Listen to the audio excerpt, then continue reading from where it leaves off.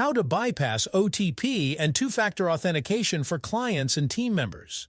When clients or team members lose access to their email and can't receive verification codes, you can temporarily disable their email two-factor authentication so they can log back into TaxDome.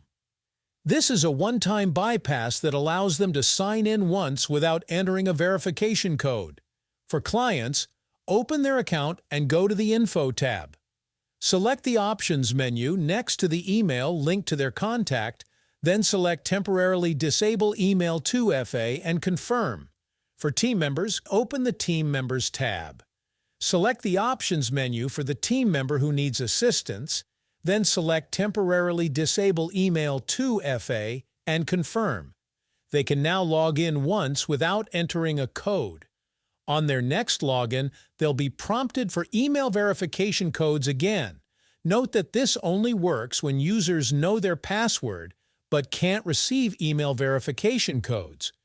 Email verification cannot be disabled entirely for your firm. It is mandatory for all users as a security measure.